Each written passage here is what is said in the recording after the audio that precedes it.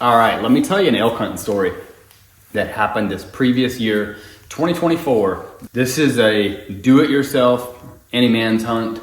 It did take me a couple years to draw this tag. Tags in the West are getting harder to get your hands onto, but if you do your education, you can literally hunt elk out west every year. They might not be trophy units, they might not be the best units, but if you do your research, you can be hunting elk somewhere most every year. And if you're a little bit patient, you can draw some really good tags, especially if you're willing to go bow hunt. And so this was an archery hunt. It took me 3 years to draw this tag. I drew it in 2018 and I killed the bull in the fireplace that is hanging above me in 2018. And then I actually drew this tag again 4 years later. This is Central Montana. And I did not draw a general tag that year. And so I had to turn this tag back in. And so 2024, which was last year, I drew this tag again. And so then I just started doing some research. And I wanted to hunt a little different area than where I killed the bull in 2018, just because I like new experiences. And so I did a bunch of research on Onyx and marked some spots, and we found a really good, what I felt like looked like a really good piece of public land. And about 4 or 5 miles in, it was adjacent to what looked like a big alfalfa field. And so my thought process was, there's no bedding, it's all open in this huge private field. Those elk are going to be going onto that field at night and coming back into the public in the morning. And so if we can find elk and they're coming back in, maybe we can get in there before they get in there. And so that was kind of my game plan going in. I had marked 3 different spots in that unit that I wanted to check out. And so it was like plan A, plan B, plan C. And we went in on plan A, we put a tent up. I wanted that experience. I actually had an outfitter reach out to me from that unit, and I don't know, did they get a list of people that draw or what, but reached out to me and said, hey, we know you drew this tag, we would love to guide you. I declined. It was not that I felt like it wasn't a good option. It wasn't the experience I wanted. I told my wife, I want to go there, we want to have to work for it.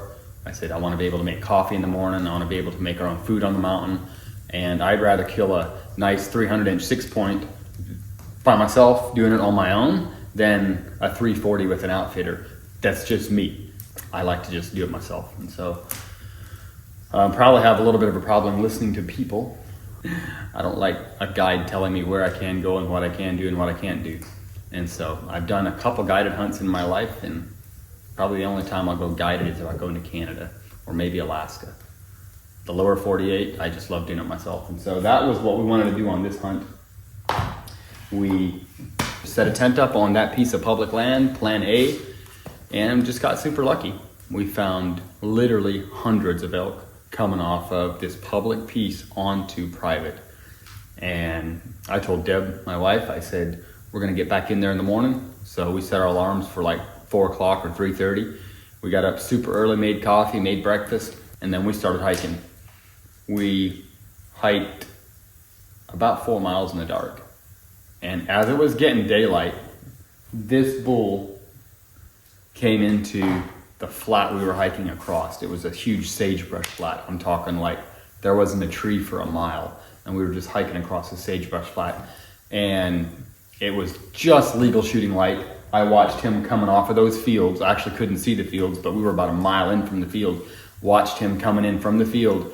And what I didn't know is he had got his butt kicked by another bull. Like, he had some pretty bad wounds in his neck. Like, another bull had gored him pretty deep, and it was bleeding. And so I'm guessing he was just sulking, coming back there all by himself. And we just hunkered down. He was probably 600-800 yards from us. We just hunkered down, held real still, and watched him. I mean, it looked flat, and we just watched him going a couple hundred yards, and all of a sudden, he just kind of disappeared. And so I told Deb, there's got to be a coulee up there. Maybe we can cut him off if we can get ahead of him in this coulee. And I pulled my Onyx up, and I saw that coulee actually came around us to the right.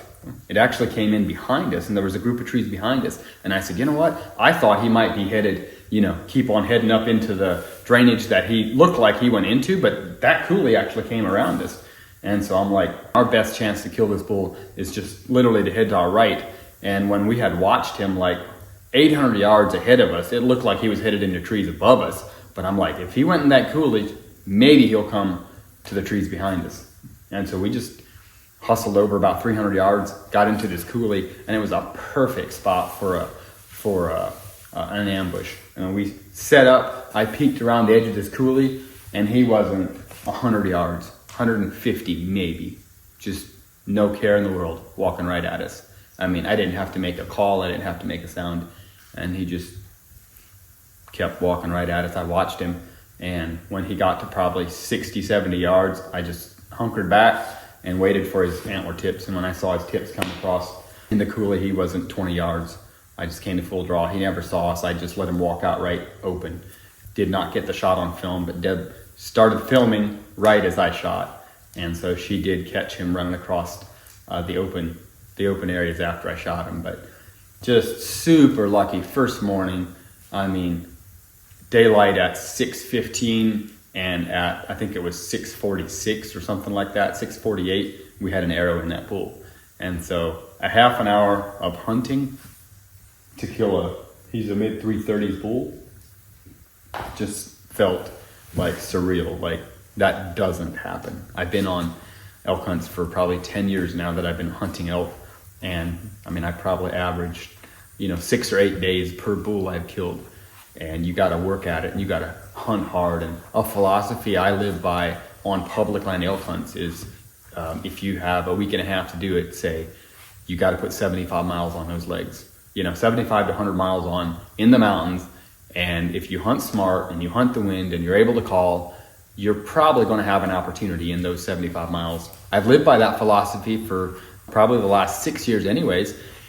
And more times than not, in that 30 to 40 mile range, you get your opportunity. And sometimes you get lucky like this one. And I got that opportunity at mile 3.5 or 4. So felt super fortunate to kill that bull. We literally watched him tip over in 15, 20 seconds. He fell over. I mean, I put an arrow in him. He ran hard for not more than 20 seconds and fell over. And then the work began. So we were about 4 miles from the closest road. We had to hustle the meat to the trees that I think he was headed into bed, which were close to a mile from us. So we had to hike all the meat to those trees, probably, I don't know, 3/4 mile away. And we hung all the meat up, got everything cooled down. We were ready to pack our first load out by 1 o'clock. And so we packed one load out that day, went to town, got some ice, came back at 5 o'clock or something when we came back. And so we said, you know what, we can do one more load. And so we went back in, got another load, hiked another load out. That night got out close to dark.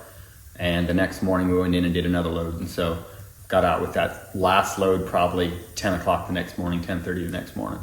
And so just a super fun hunt. Took us over 20 miles of packing just to get him and his meat out. It's a hunt that anybody can experience if you're willing to work at it, you're willing to plan, and you're not getting any younger. So go experience public land, because public land is truly yours to have good experiences, good times, make memories on. They are a resource that we can utilize, so it's pretty awesome. So I don't know if this hunt inspires you to, go out there. It might not be elk, it might be deer, it might be antelope. All of those species are super fun to hunt. Could be bears, bear tags. They're pretty readily available in a lot of states out west. And so get out there and enjoy some public land. If you like this, hit the subscribe button. I'll try to keep doing some of these stories on some of the animals that I've killed over the years and share those with you. So I appreciate you being here.